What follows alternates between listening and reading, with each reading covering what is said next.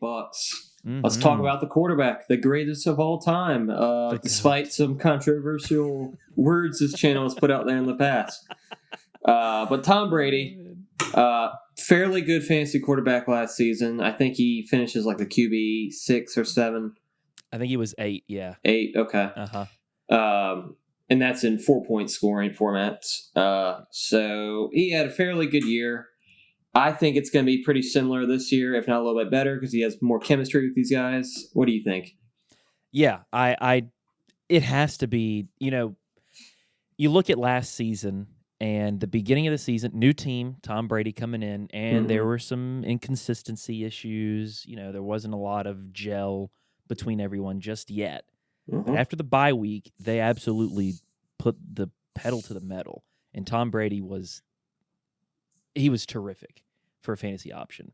And the thing is, he's an incredible value right now, right? His ADP is pretty low. What is his ADP right now? 143.1. If you're playing in a 12-team league, man, that's pretty. You're getting him in the 12th round. Yeah, that's a great deal. Ow. Right now. You okay? Oh. You all right? Oh. Oh, Lord. Oh, Guffers, James went down. James went down. He I guess all the talk about Tom Brady just got to him, and he is down for the count. Oh my goodness. James, are you still with us? I am so sorry. I just had the worst hamstring cramp. Oh. This is what happens when you get old and you become a grown-up and you try to play sports like you did in high school. Oh, man. All the talk about Tom Brady, I think it just got to you. It got to the hand. The man is 45 years old and I'm only 27 and he is in so much better shape than I am. If that's not proof that Tom Brady is a great value right here, then I don't know what is. Ow. Are we good to move on to running backs? Do we need a second? Yeah, let's talk about the running backs. Ronald Jones, Leonard Fournette, the ADPs are 74.6 and 100.4 respectively. However many people you have in your league, divide that by that number, that's where he's going. That's the rounds. I value Fournette a little bit more. How about you? That's the question. Do we think Fournette's the better value? Honestly, I mean, he was great in the playoffs. He came alive, but I think that was due to some Ronald Jones injuries, right? Towards the end of the season, wasn't it? Yeah, I just, they put the money in Fournette. I think they're going to use him. And I think, they brought him in right before the season started. He didn't get a lot of work. And we saw at the end of the season, he was doing much better. I think they're going to try to make him the guy.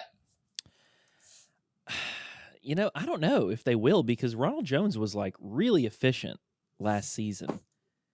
And he played well. No, not Ronald Jones. Leonard Fournette played well too. Don't get me wrong, especially in the playoffs.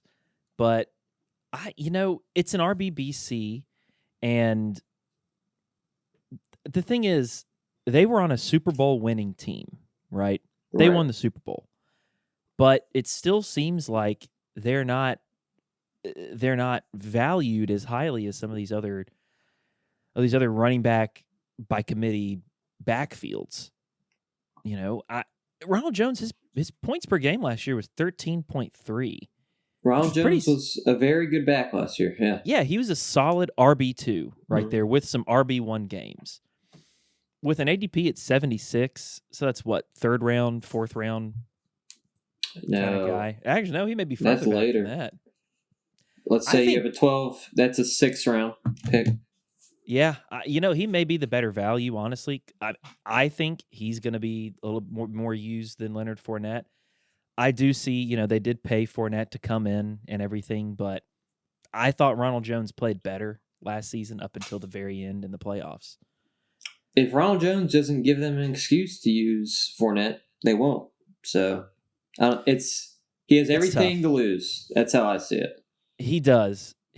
But Fournette may have something to lose too after an admirable playoff push. Yeah. But yeah, I think they're both decent values. I think Ronald Jones is probably I think he's ranked higher for a reason. Mm-hmm. But we'll see. Well, let's get into the stacked wide receivers. Yeah. Oh, yeah. Mike Evans, Chris Godwin, Antonio Brown, Scotty Miller. I wouldn't mind having any of these guys on my team. I think each of them will have their fantasy weeks and be productive this season. Yeah, I definitely think you're right on that. So last week on the pod, I did a mock draft where I ended up getting Mike Evans in the third or fourth round. Third round. You see the ADP right there, 44.2. That's about fourth round, third round. Yeah. Yeah, for a guy that had 15.5 fantasy points per game in half-point PPR scoring, he's a perennial wide receiver one. He's like a low-end to mid wide receiver one. Getting him in the fourth round, that's an incredible bargain. And we've seen him produce with Jameis. We saw him produce last season with Tampa Tom. And the thing is, Mike Evans has never really been... It's interesting. You look at these wide receivers who are always the top of your drafts. You know, Devontae Adams, Tyreek Hill, Stephon Diggs. I'm going to take Tyreek Hill out of there because there's another option. Travis Kelce is still a great option in Kansas City. But you look at Devontae Adams and you look at Stephon Diggs. You look at pre-Calvin Ridley, Julio Jones days. You look at DeAndre Hopkins. These are guys that didn't really have another complement wide receiver to them, and they were still getting that high in drafts. Right. And they were still wide receiver ones. Mike Evans has always been a wide receiver one, but he's had like an aging Vincent Jackson at the beginning of Mike Evans' career, but he's had Chris Godwin there too. He's still able to produce and be a wide receiver one. He's going to do it again this year. So yeah, absolutely. And that's because he's the 6'5" target. Yeah. They're going to go for him in the end zone every time. And exactly. Maybe he is touchdown dependent, but he's catching touchdowns. So yeah, so it doesn't matter. That's how you win fantasy. Oh, yeah. I'd love to have Mike Evans. Chris Godwin, though, you know, was it 2 years ago is when he broke out? Yes. 2019. Didn't have exactly the same season that we had hoped for, but 2020 was a weird year for pretty much everybody.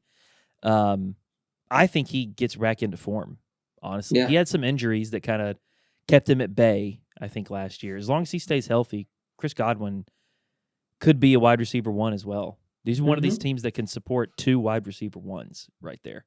Yeah. This is if we think back to Peyton Manning's Broncos when they had Demaryius Thomas, Eric Decker, Sanders. And Wes Welker, third one. Emmanuel Sanders, too. Emmanuel Sanders. Yeah, that's how I kind of view this team. They got talent all over the board. All of them had good fantasy seasons. I think this team can do it, too. Yeah. What do we think of AB? Do we think he's worth I like it. Yeah, I think Tom Brady likes AB. I think we kind of saw him kind of try to force feed him during the season. And I think he keeps it up. They seem to have a rapport together. They do. And he was still getting targets even when Godwin and Evans were both in the lineup. Scotty Miller, I think he's a nice flyer, too. He's a speed demon on the outside. He's the next white wide receiver that Tom Brady is going to hyper target. Right. Yeah. Wes Welker, Julian Edelman, Scotty Miller. If there's a injury, then I think Scotty Miller, his value goes way up. Yeah. Absolutely. Well, how about Gronk? How high are you valuing him? So his ADP currently is 167.7. Very, very late. He is one of those flyer tight ends that you take a chance on. I think he's got some value. That's a great price to me. I agree. There's not that many good tight ends in fantasy, and he finished in the top 6, did he not? You know what? Let's see where Gronk finished. Rob Gronkowski finished 8th. Now, what does that mean, though, in the tight end landscape? I mean, Logan Thomas was the tight end 3. So, yeah. I mean, it's outside of Travis Kelce. and George Kittle and Darren Waller. If Kittle didn't get injured, he'd be tight end 3 or 2 or 1 with those three. Outside of them three, then it's kind of a little bit of a mix. Mark Andrews, TJ Hawkinson. We've talked at length about tight ends, but I agree. I think Gronk is a terrific value. He's obviously got red zone appeal written all over him and great rapport, obviously, with Tom Brady. So I think he's one of those tight ends I'd take a shot on at the end of the draft. Absolutely. Oh, yeah. I'm not really interested in Braden or OJ, are you? The talent has been there for OJ Howard, but now that Gronk's here, they'll use some 2 tight end sets, but I'd rather have Gronk other than the other two. Yeah, I think I would. Now they're going undrafted, both those guys. So if you want to take a flyer on them and Gronk is gone, then why not see what happens in week 1 and week 2? And if you got nothing, then drop them. There you go. Don't hurt nothing. And the Tampa Bay defense, they were one of the better defenses last year in fantasy football. Do you think they're worth a higher draft pick to lock up a good D? They might be. They probably will be. They're returning a lot of their same players. So I don't see how they don't do well this season. And Drew Brees is gone from the NFC South, and there's a lot of uncertainty within the NFC South. I think Tampa's the strongest team, probably by far there. So why not take a defense that's going to go up against some somewhat weaker competition? Yeah, they got some good matchups this year for sure. Absolutely.